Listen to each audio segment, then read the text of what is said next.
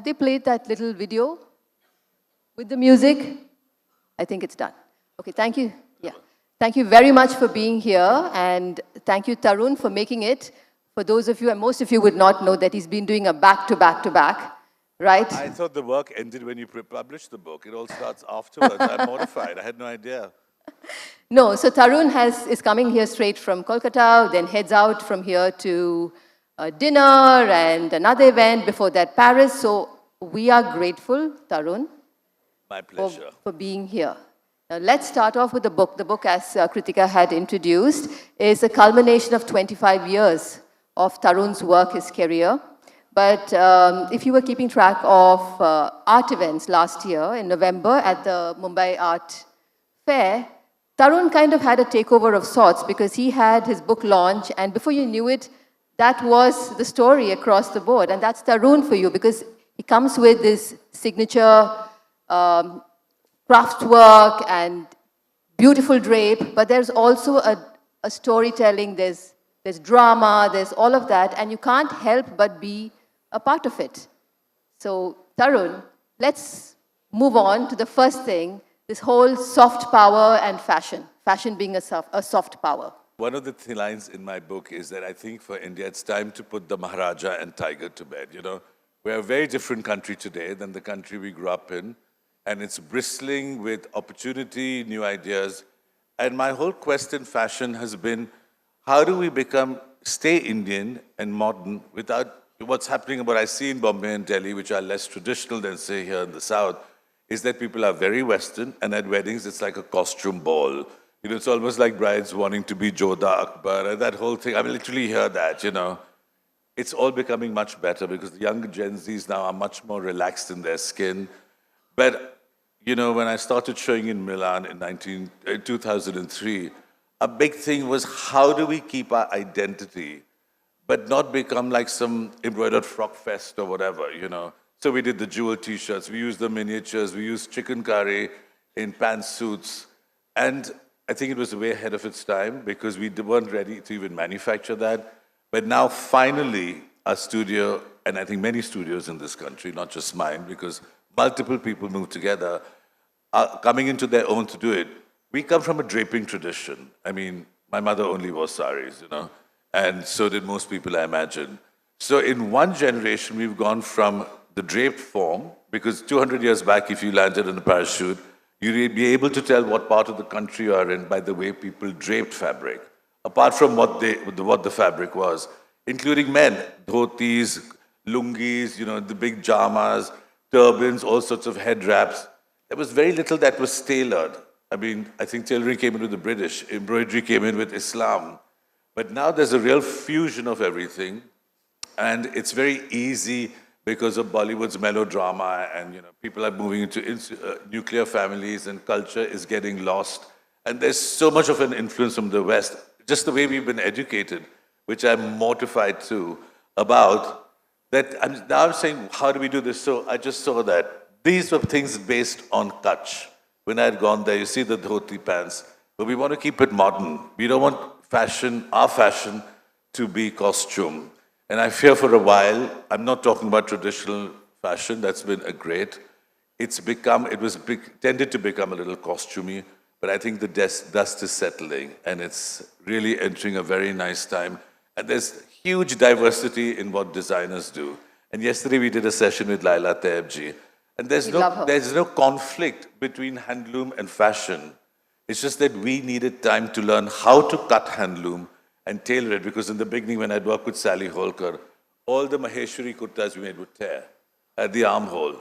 We didn't know what to do. It was never woven to be cut into a shaped armhole. We learned it by trial and error, just like Chanel did that great sleeve. She was never trained, but she did it every day in her studio. And that's why I'm a big fan of the rigor of working in a studio if you want to work with shape and fit, because that hasn't been part of our vocabulary. And it's something that now I think it's changing a lot. So these are structured drapes. It's corseted, but they're based on saris. And it's just easy, and they're contemporary and can be worn all over the world. So I think that's where a lot of fashion is moving. And now you'll see more and more handloom and traditional textiles as embroidery that work their way into it. Talking about that, let's move on to Tasva, which is such a big success story, Tarun, because on the one hand you have couture and you have Yeah. all of this, and on the other hand you have that. And as Sunil Sethi had told me earlier, you're the only designer from that time of this standing who can straddle both. You go to Patna and you'll see a hoarding, Tarun, a Tasva hoarding. And you would go to Couture Week or wherever and you will see Tarun doing the best work there. So how does that... Well, it was Aditya Birla Fashion, which is a big group like LVMH or whatever, who has a lot of commercial brands that have done very well for India. And I'd always tease them and say, you'll just want to make everything sound Firangi, Louis Philippe. And no one knows how to say, they say Louis Philippe. And, they make up Peter England. I'm like, who is Peter England? But that was the need 20 years back for middle and upper middle class Indians who needed tailored clothes to go to work. And therefore, they addressed the need. They thought that India would lose interest in ethnicity, in her own culture. And they said that was a big mistake. So they're very anxious. And they tried and they said, I think an Indian line has to be done with an owner designer, because it's got to be a point of view, because there are many points of view, and especially in Indian expression. It's not like shirting, which will be lilac, mauve, white, pale blue. I mean, it can be anything. So anyway, cut a long story short, we started this line.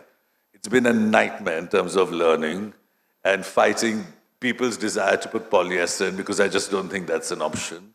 I mean, not for our climate at any rate. So we're doing beautifully cut things that are very well priced and starts from 2,000 or 3,000. And you could be fully kitted out, nice shoes. Basically, it's catering to occasion wear, which is around festivals, weddings, and that sort of thing. But, a lot of people are now again wearing kurtas. I think things go full cycle. When you don't fight it and you don't make it rule, I think women who were intimidated to wear saris in Bombay, once they wore the concept sari, went back to the sari. It just eases it in. And I'm glad to say Indian fashion isn't going anywhere. And I can say this for a lot of men and women, they look a lot more amazing when they're in Indian clothes. Then they could be simple than ill-fitted or Western clothes that aren't necessarily cut for our body shapes. And I feel like the Kumbh for you and the Kumbh collection was kind of like an inflection point. I look at those beautiful silhouettes that, take from the sadhus. I want to ask you if you could have done something like that now and what the narrative would have been like, because you have always been ahead of the curve. It took me a long while to really understand that fashion's a business. You go to work and it's fantastic. You can be very self-indulgent with a new idea. And then you say, oh, it's boring, let's move on. Those drapes were probably too ahead of their time. But just to clarify that everyone thinks of Indian fashion as textile, which it is. Color, I mean, nobody in the planet does color like us Indians do. And everyone thinks it's embroidery, but it's not just that. It's the way Indians drape fabric, or draped fabric. Today I can still go through Kutch, and I'll see the dhotis, the lungis, the way the women will wear a nada and tuck 20. It's stunning. But it's not practical for our life in urban India and running to work and coming back. I mean, that's why people switch to polyester saris, because if you're middle class, you don't have time to wash, starch. This was wash and dry, and it was shiny. It looked, when Vimal came out, it looked like silk. In fact, Sally's big problem was that in Maheshwar, people they were weaving Maheshwari, but they wanted to wear Vimal polyester saris because they didn't have the luxury of staff to, starch it, blah, blah, blah. But draping, the way Indians drape, is exquisite, and it changes all over the country, like I said. It's like language or anything else that's distinctive to a region. So the Kurgi sari is different from here to the Gujarati to the Bengali drapes or the Nawar. And so while I grew up and looked at it, and we couldn't do this in the beginning, because it took years of trying to learn techniques, sending designers to top schools like St. Martin's, getting pattern makers to say, okay, now I like this dhoti. How do I make a woman's skirt look like a dhoti? And so she's be able to see, but you have the agility, you have a zipper. I mean, that's what we do for grooms today. And that structured draping is, for my eye, what I find most interesting and you don't need embroidery. It can be in muslin. It can be the simplest fabric. And like a nice handloom sari, you can go from day to a wedding. You just accessorize it. So as we learn that, we're doing more and more. I think we've come into a point where now the drapes are really hot. They're still a little stylized, but we're trying to do simpler shapes. And I'll show a video later of how we're trying to do mix and match patterns. Just like we have Western clothes and we mix and match it, so also I want a whole line of Indian clothes for men and women that they can just mix and match and not be stuck in a set. So it'll answer everyone's Instagram need to be in a different outfit every day, which is the other problem in fashion today. The good thing about Tarun, and as some of us would know, is that he has an ecosystem, and a lot of very successful designers have learned a lot from him. You've been very generous. I spoke with Amit Agarwal, who worked with you about close to 2 decades ago. Yeah, 15 years. And yeah, and he said something about Tarun is, he taught me to look through the lens of humor. Even when the situation is really grim or challenging, and it was, he taught me to just remember that this too will pass. And I want to ask you, Tarun, because we look at you today and you're so successful, you handle everything with, very smoothly. It could not have been easy all the time. And for us, it will be nice to have that bit of a reality check about how things can get really, really challenging or grim. Well, the truth is, it's not easy. It's not an easy industry. We are coordinating many things that come together. And when we started, our generation had no training. I mean, I used to sell oil-filled equipment until I was suicidal. And then we started Ensemble. Because, to sell oil-filled equipment, basically they said, Mr. Tarun, if you make 100, we have to get 10. Basically, nicely quoted. You better bribe us. You ain't getting any business. So anyway, so we started. We had to learn, first of all. I mean, as guys, we weren't exposed to anything. We were always saying IIT, Harvard, that sort of thing, drilled into our heads. And there was a whole far-flung ecosystem, and you're trying to sing. And the most important thing is, when you're sitting in Milan and you see seamstresses at McDonald's next to you, as I once was in the middle of the night, they're wearing fake fur. They dress like the clothes they make. Just the designers make them in very, very different, expensive fabrics. In India, the people who make the clothes are men, and they will never go to the places that these Indian clothes that we make are worn. They might get to see it in a photograph, or we'll always do a screening of a show for all the karigars to see what they made. So it's a big disconnect between the people who are going to make it and the product, the people who are going to wear it, who are much more exposed. Obviously, it's super luxury. So that was one challenge. And HR is a big problem. Then on top of it, because partly the designer's fault. You go to dinner and someone would serve this awful Bosca wine, and then the Saturday Times would write, champagne flowed like water. I mean, this is very funny. So guess who was watching? Income tax. Which means they kept raiding us. Like, listen, these are peanut businesses. It's only now that they're beginning to become serious businesses. So we were always harassed by this thing. Because, glamour has a strange connotation, and it's a strange pull. I mean, I was allocated a factory in one of the Udyog Vihar, and then the IS officer's wife showed up, and she wanted one outfit. So fine, give her an outfit. But then when it became this, I said, listen, I'm sorry, I can't do this. I'm not going to sit with you. They withdrew. I was allocated. I'd paid in advance, 20 lakhs or whatever. They took it away. That was their power, and I just thought about it. I said, screw you, I'm not going to do it. I'll go. That's how I ended up where I am now. So there's constant, and when you're a small business doing right brain, left brain, distribution, money, payments, it's hard. So and the thing is, but I remember reading about Donna Karan, whose work I loved.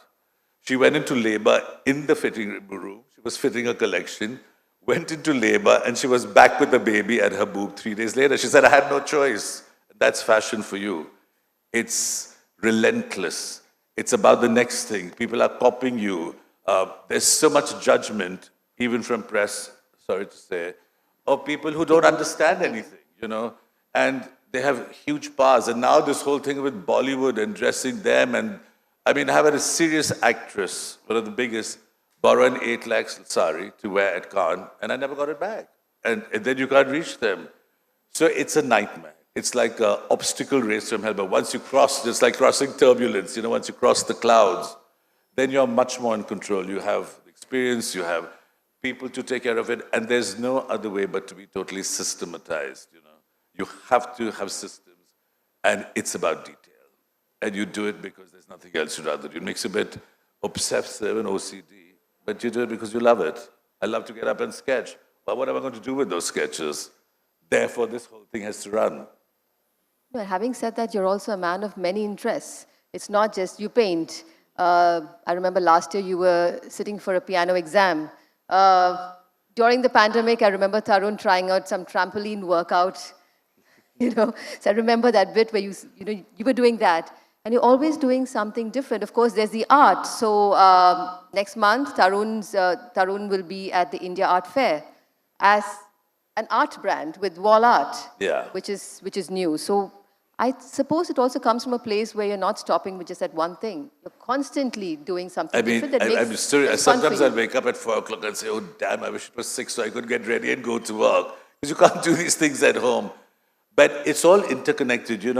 Fashion in India has been, as a textile industry, about craft, fully about craft. Embroidery is craft. And it's all connected. So when the pandemic came, and it was overnight, as you all know, and we were just like, kind of blown away, didn't know what to do. We were in shock. And so within a week, we started talking to Anupama and said, let's get the best craftsmen to sit at home and do something. Also for people's sanity, We're going to pay them. Never mind that there were thousands of people starving outside our factory because there was no arrangement made for the poor. It was March. They don't have fridges. They couldn't go out and buy. They don't have laders. I couldn't even know what those people went through before they even started walking home.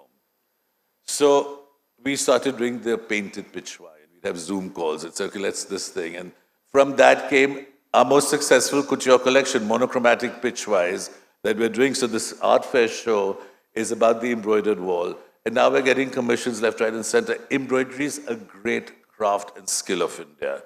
And great embroiderers. And I'm so proud of Maria Grazia for coming out here and saying, wow, this is the Chanakya school who's done this for me, and they did those whole Manu Parekh. Continues to do that. Yeah, and that's amazing because suddenly this, you don't know the artisan who's done it, but the craft, and we're doing it in India, is not invisible, and the whole world sees it, and the working conditions are amazing. And 2-3 months back, I drove 2 hours out of Cal.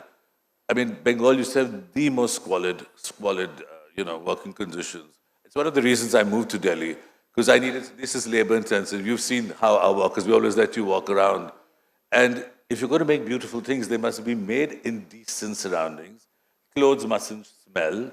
A lot of things. And many, companies have wanted to do an expose on luxury in America because all the top designers' beading gets done in India and it would be done in these slums. It's only now that, there are regulations. I don't know, most people follow them, but the Western companies are answerable. It's part of their whole thing. Talking about your workplace, Tarun, I think, is one of the fewest, possibly the only designer who's okay with anybody walking in with an appointment and to his atelier and speaking to his people, his team. Every time I've been there, you have hordes of journalists, guests, other guests, who are just chatting up people, and I keep asking him, do you not worry? What's about the conversations that are happening or somebody poaching one of your people? And you have rightly said that, so what? What? Exactly. What? What can I control? Very you can say transparent. everything. And frankly, I wake up to think about the next thing.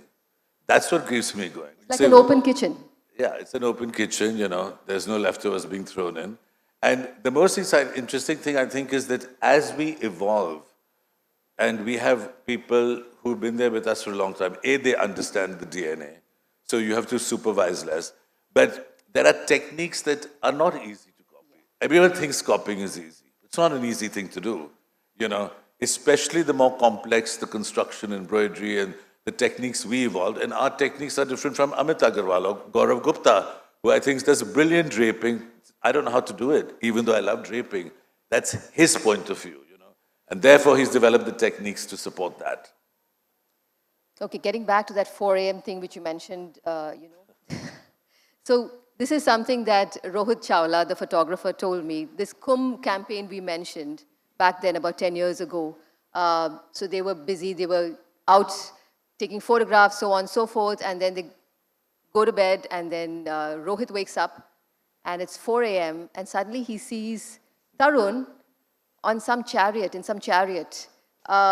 it was 4 a.m., they'd gone to bed at 2 a.m. So that is Tarun for you. Tell us a little more about that. Well, I went to the Kumbh I mean, if someone told me 10 years, well, 15 years back, Yeah. when we were still shedding off the last bits of thinking we are very important wogs, Western-oriented gentlemen, that I'd go to the coma, I'd say, not over my dead body, you know. But it was one of the best things, and it took away the pressure to go to the Burning Man, thank God, because it was wilder than anything I imagined. But it's because it's mostly the sadhus who come. I mean, of course, there are a lot of other people, and they drape themselves. And if you gave 10,000 people the same piece of fabric, and so they don't have money, so they're improvised in the most exquisite way. Some of the women had dreadlocks and gendas. I mean, it's wild, the Rudrakshas. I was there and I said, my God, if John Galliano put this on his ramp at his height of his time at Dior, it would have been sensational. And you know, that's how he did it. So I went to Just, and Rohit Chawla was meant to be following and saying, click this, click this, click this, because then you put up all these drapes and then you figure out how to do the structured version, right? So it was, I mean, I can't wait. Jan 15th, we're going, Mahakumbh. So it was spectacular. And I thought, you know, just let's be not so conspicuous. So before leaving, I told the studio, send whatever saffron and yellow fabric up. So whoever's my cousin, I just wrapped everybody up. So we just blended in. They thought I was a Baba, you know. And they put me on top of a chariot, fanning this old man who they said was 102. It was hysterical. And we rode through the Kumbh on this chariot because the Nag sadhus open it. They're completely mad. It's freezing. They're all naked. I mean, they're fully spliffed up, or don't ask me what. It's out of control. It was fantastic. I can't wait to go back. Maybe I'll get a whole new ideas. Because it's, you know, the creativity out of the simplicity and out of whatever shreds and rags and chindis, but it is beautiful. It's like deconstructed draped fashion. It is their fashion. In fact, the night before I'd gone down, there was kind of a akhada, and there was this Nag Sadhu who was the head of it, sitting naked, crossing one hand chopped off. And someone told him, this was below Lakshmi Kutir, that there's a designer here. So he called me and he said, I need your help. They were some kind of wire mukhat. He wanted me to decorate his mukhat. So babes, even if you're Nanga, there's fashion at the Kumbh, let me tell you. Tarun's ready. And I was being naughty, trying to trade it for a few drags of a film. I said, I've come here, got to try it. Among other things. Having said that, you know, when you look at that collection, which is so beautiful, right, where you've been inspired by these sadhus, do you think you can do something like that now, where there is so much of, there are allegations about appropriation, so many questions, you need to think 100 times before you do something. Like you mentioned before, there's a lot of social media surveillance. You can be called out at any time. I don't have a problem. Firstly, I tell people it's none of their business. If I were to look at something and be inspired, I think everybody does that all the time, whether you're a writer, a painter, a cook, a businessman. Yeah. What's the appropriation? I'm not taking a sadhu and duplicating him perfectly, you know. I love the whole vibe that they created, and we did them in jerseys and red and orange and pink. Gorgeous. It was ahead of its time. But I can assure you next year for the fall, there'll be a giant Kumbh too. And I think as a designer, as anything, as artists, the great ones, I mean, you think that Raza did probably like 1 million bindus, but we still loved them. That was his point of view. And he tweaked it and changed it and evolved it every time he did it. There was the pastel version, there was this version. Some of the most beautiful things I've seen of his are just that, even though I think, oh, why can't I just paint it? But you can't.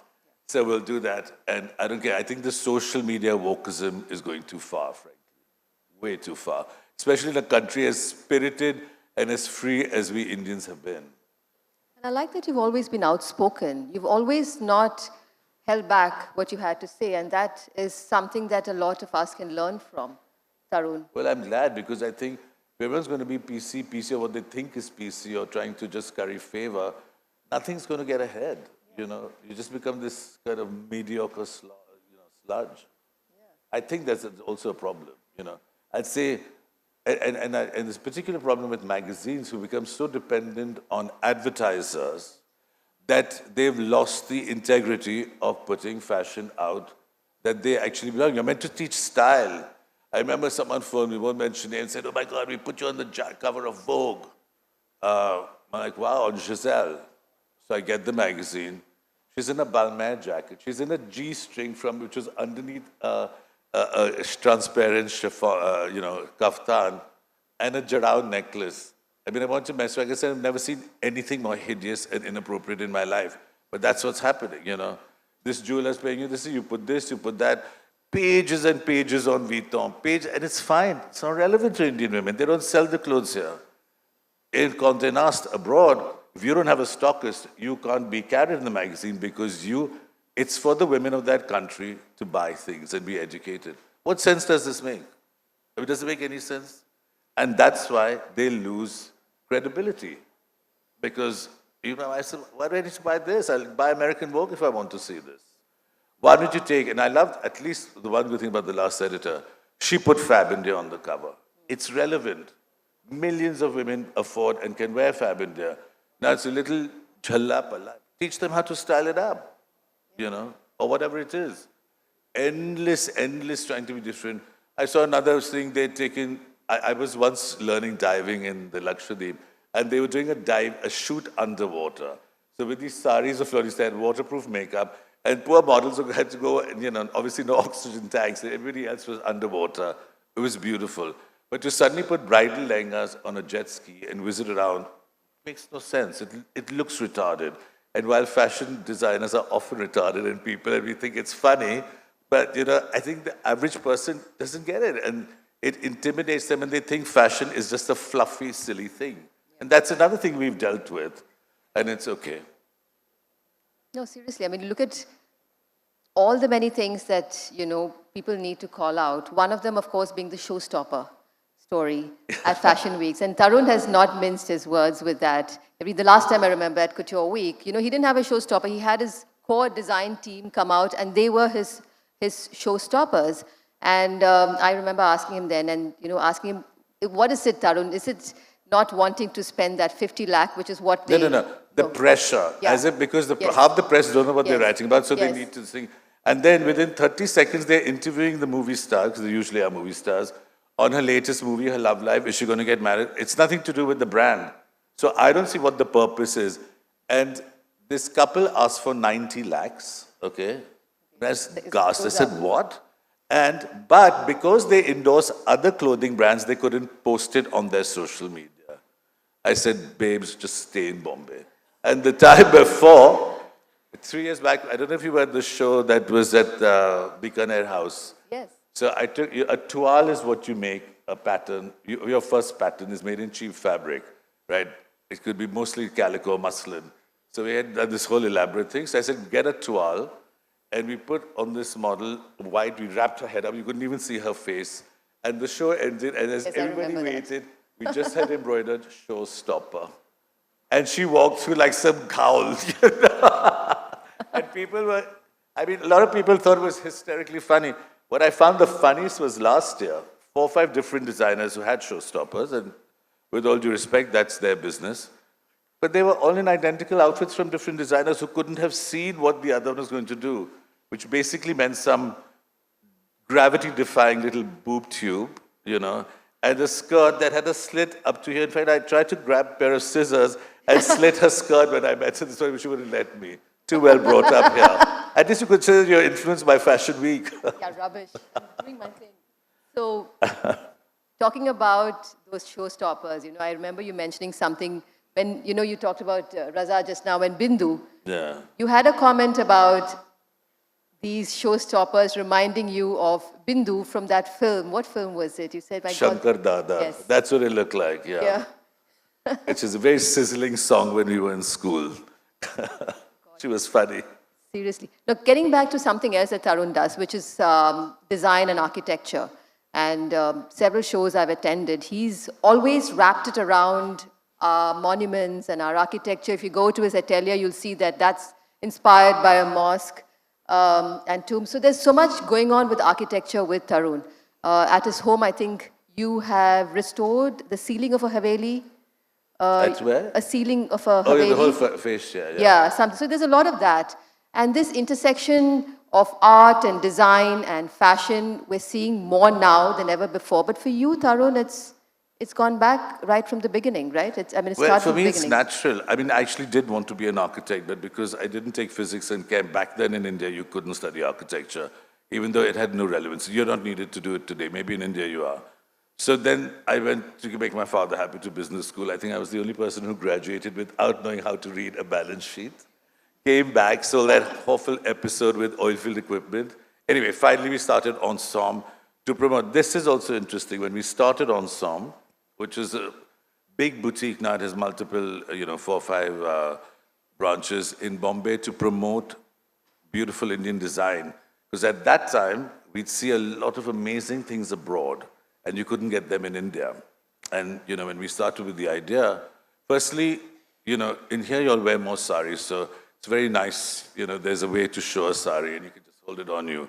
But Bombay was already wearing a lot of shalwar kameez and other things, and there were no nice stores besides, I think, Raviso. So women would rush in, there'd be exhibition come sale.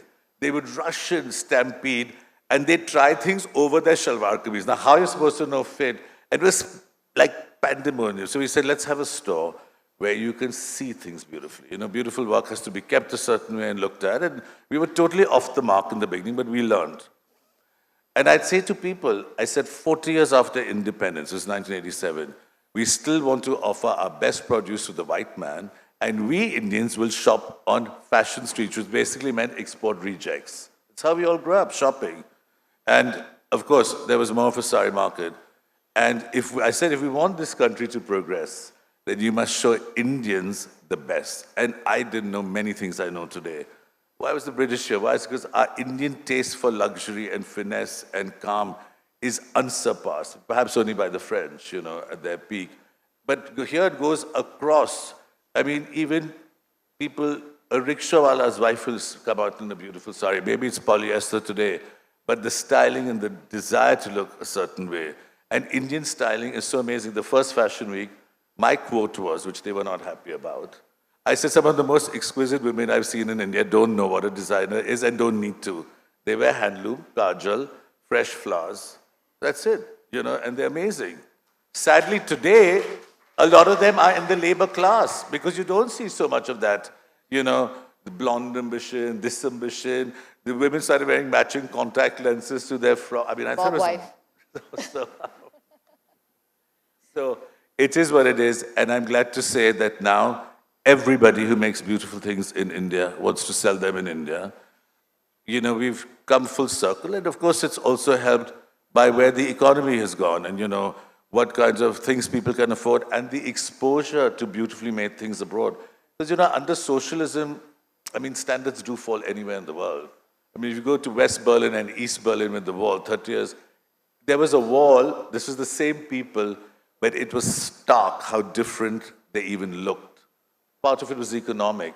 The most important was closure of ideas and the ability to go out and do things. And so I think India's demonstrated to the world now. We make so many amazing things, and there's such a great revival of textiles, Banaras, all the weaver centers, the clusters are flourishing. Young designers are working in them. Their children, because they are internet savvy, are exposed to new ideas. And that's just put everything into an incredible bloom. And do you agree that, it doesn't pay to work in silos? Going back to the beginning for you with Rohit Khosla, why it's important to have mentors, why it's important to work as a community. Do you see a little more of that happening, or should it happen?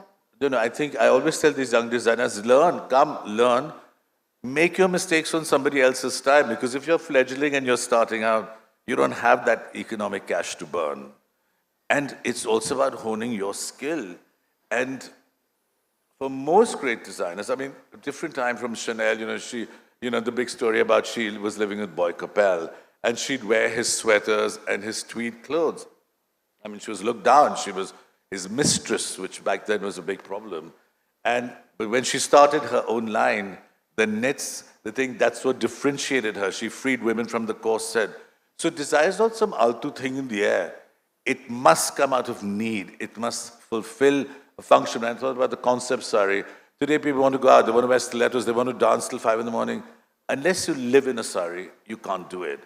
Or I just met Dolly Jain, the draper at the airport. She charges 2 lakhs a night to go and pin people up. So I said, 75,000 for the sari and 2 lakhs to get draped.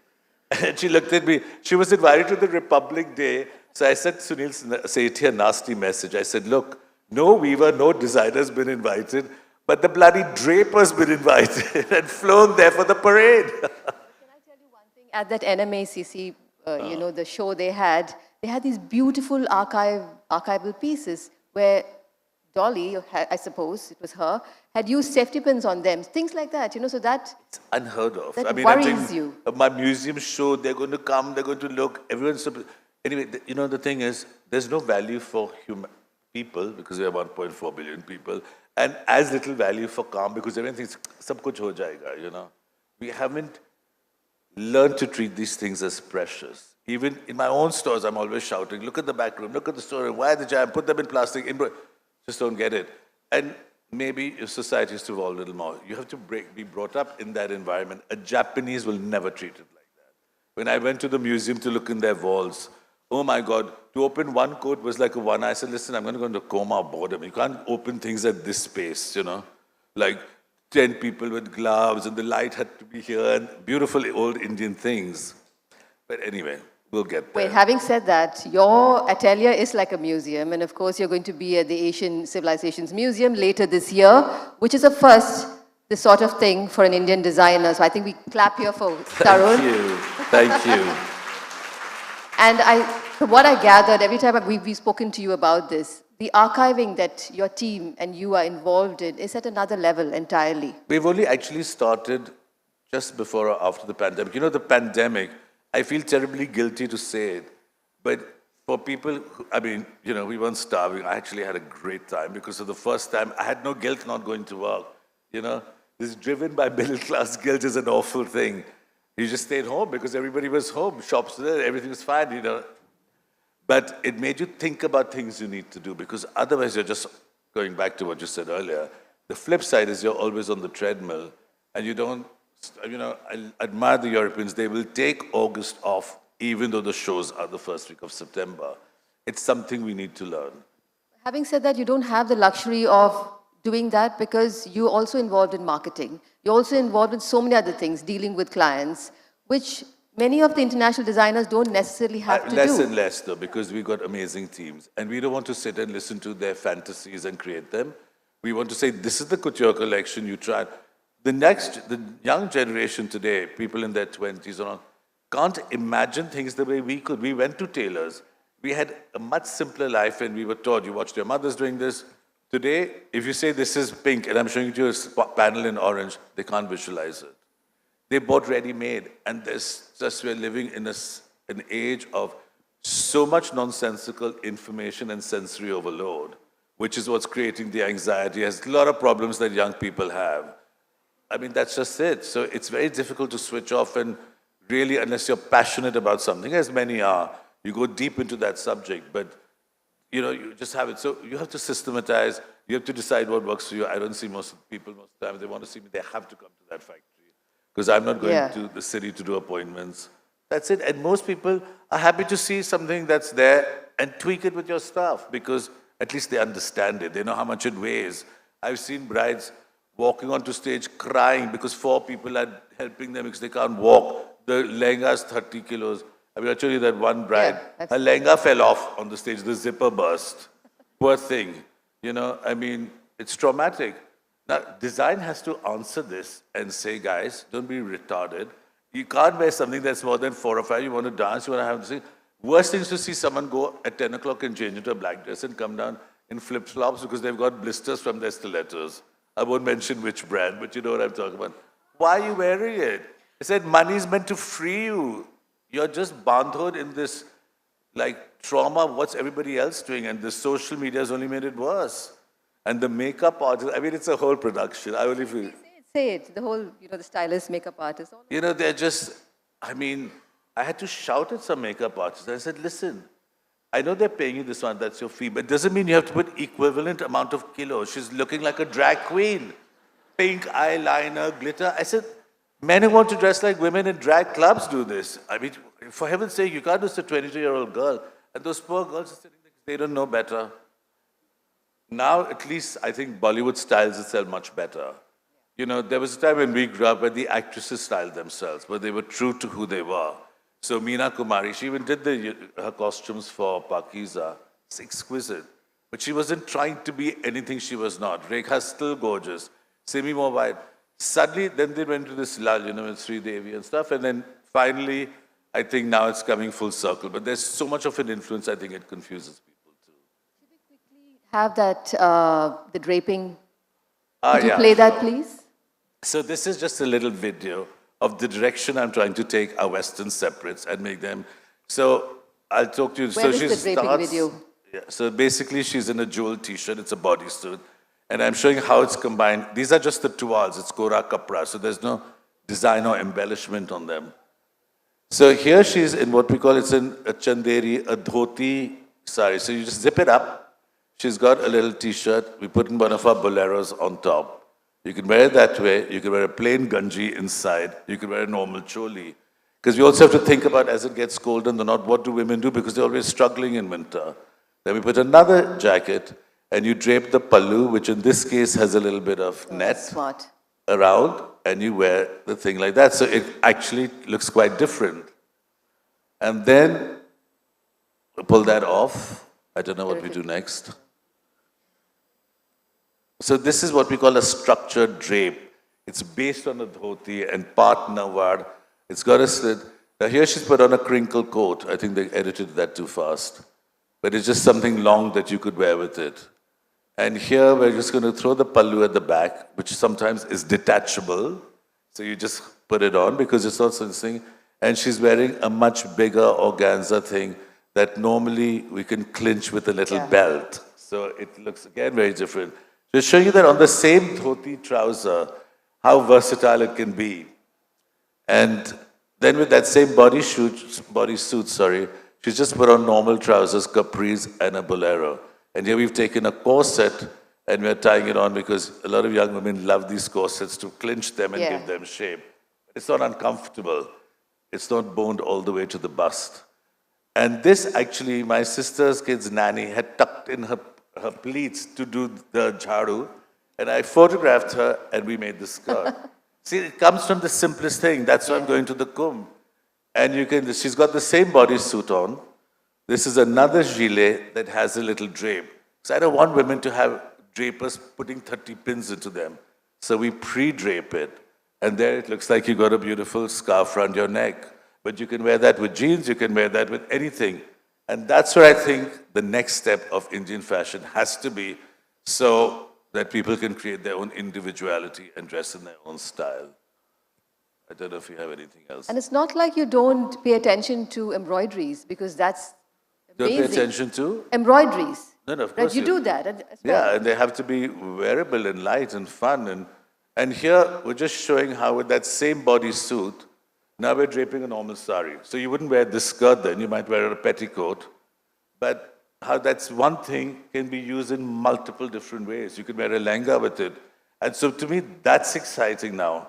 To create things that people can mix and match, and therefore you can use it multiple times, even if you're obsessed by always looking new on social media. I guarantee you that. So there you go. It's terrible. It's done in a rush. Yeah, but thanks no, to that's Rosella's not- pressure. I had like 20 minutes to do this. Rubbish, This rubbish. is thanks to her. Okay, they don't know that you keep traveling constantly. Tarun will never tell you. 20 years ago,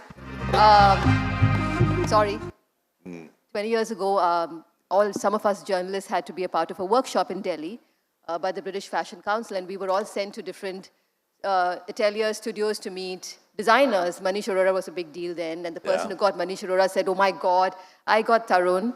And I remember you won't. Yeah. And I visited his studio, and he had this big red embroidered shoe on his table, and he proceeded to tell me about his karigars, his passion, his work, not once mentioning the famous people he had outfitted.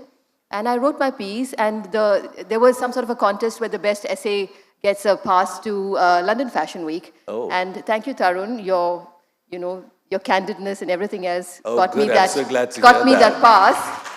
But what I'm here to say is that even today, if you speak to Tarun, he will never name drop. He won't tell you about the many, many people that, whom he outfits. It's so boring, and I I don't know, define I know, myself but by a lot of it. I don't others do care that. past the point. Do I that. see the marketing value.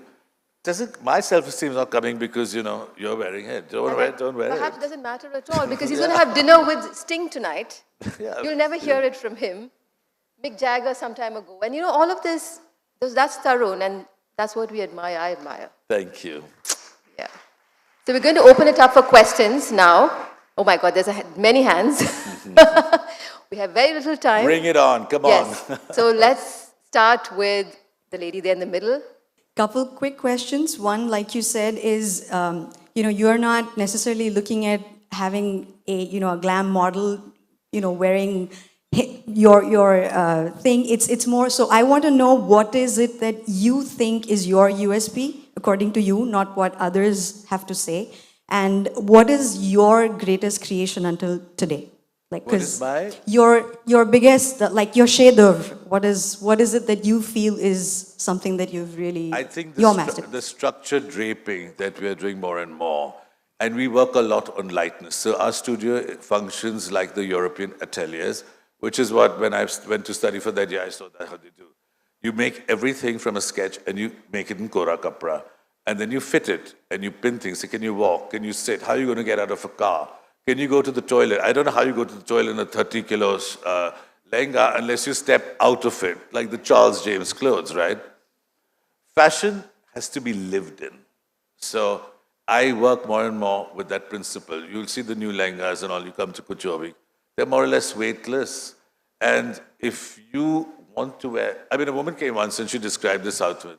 I said, you're describing Suneet Verma. I picked up the phone, called him, and said, could you give her an appointment? Don't come here. It's okay, you made a mistake, I'm sending you to him. I think the thing that I love to hear people say about the clothes, they say, we take out your clothes after 20 years. A, they're timeless, because I don't give a damn about the trends. Secondly, because they're fit specific. If your body doesn't change, you can use them. And because of the quality, they wear them and it feels new. Again, sustainability is a big deal today. But buying quality is what makes things sustainable. I have a Brunello Cucinelli sweater. Always I said that love about it. them, yes. And I make sure it's looked after, and I'll wear it till it shreds, and then I'll be heartbroken, But then there'll be 6,000 pounds for a sweater. So all I'm saying is, buy less, buy this thing. It's designer's job to teach you that top can be worn with something, this, that, how to wear it, how to take India and make it modern. Those are plain draped things. They're so glamorous, you could wear them anyway. Don't follow anyone's construct. See what works for you. Lovely to meet you today. Thank you. So what is your opinion about design education in India? And if there is anything that you would like to add or change, what would you do? Well, I think the principal design schools were NIFT, and the first NIFT that was set up got the teachers from FIT, which is the collaborating school. And some of those people in there taught me when I went for that year, and they were fantastic. If you're in an American school like FIT, the pattern maker from X company came and taught pattern making. The woman who taught me draping, which is the thing I love the most, was a top draper at 2 companies. My illustration teacher was an illustrator at Calvin Klein. So there were people who came from the industry who were the technicians for the subjects they taught. Of course, the Indian government, they threw them all out in 6 months, said, no, we'll do it. So they were hiring students to teach. You don't have the expertise. Now they've opened 14 NIFTs. I don't even understand where this faculty is coming from, because these are very technical things. And like being a surgeon, there's a precision. Our master Gs, some are very gifted, but they're not trained in this way. So I sent my master, but he was the one who spoke English, because he was Sindhi, and I sent him to NIFT to train for 3 months. Unfortunately, what happens is the karigars here are not from this English-speaking class, and so they can't become professors. So they're excluded, and they've not studied. There's no course on embroidery. I think I've been screaming at them. I think now it's the greatest thing, one of the greatest things. There's very little on handloom. There's textile science, but that's for Western textiles. And yes, you obviously don't try and make a chiffon jacket, because this thing or whatever. But I think it would be really nice to have people come to teach, who'd say, work with that beautiful handloom and say, okay, this is the fusing you need to do. We had to learn everything by falling on our face. I also, when you get a little bigger, then I bring pattern makers from Italy or England, and they live there for a month and a half. But we need to fast forward that process. Construction should be a given, so that then you start to express your creativity. So I think it's great that so many people have access to it. There are a lot of other schools that have come up, but I think they're just money-making things, because I've been to some of their student shows, and it can only be called mortifying. you know, there's a lot of Western copying. Don't. Learn what you're going to work with and be the master of that. Where what you talk about, the Western construct comes in. Yeah. Having said that, you've also been inspired by Vivienne Westwood for the Yeah, well, corset. I had a And- muse called Minal Modi who wore a Yes, lot of Vivienne yes. Westwood. And she Turban, would come yeah. in and she's the most stylish, exquisite woman. And she would try things. You know, a lot of what we think about was she was a luxury wearer from the time she was a child. I mean, she grew up in a very wealthy, and her mother still at 90, one of the most elegant women. So you need people, you need to engage with technicians, but you need to engage with the wearer, the user. Otherwise, especially as a man, you're not wearing those clothes. Normally, women don't make ludicrously heavy clothes for women because they know as a woman, or they don't want things to poke. I mean, brides are bleeding because there's abdosis, you know, I mean, it's crazy. People are taking injections because they can't carry the weight, vitamin injections, fainting. Mad. Anyway, so a muse is a wonderful thing because she fashions. I mean, she had a huge influence. She worked with this thing, and it's in the book. She came to me and she said, I want to look like I'm wrapped in a turban. This was for Tanya Godrej's wedding. And my God, was she glamorous and beautiful. It's like a painting. I learned a lot from her. From many of these people, and that's why I suppose someone like Isabella Blow called you the Indian Lagerfeld. You must be sick and tired of that, or are you? No, I loved and admired Karl Lagerfeld. So that's very sweet of her.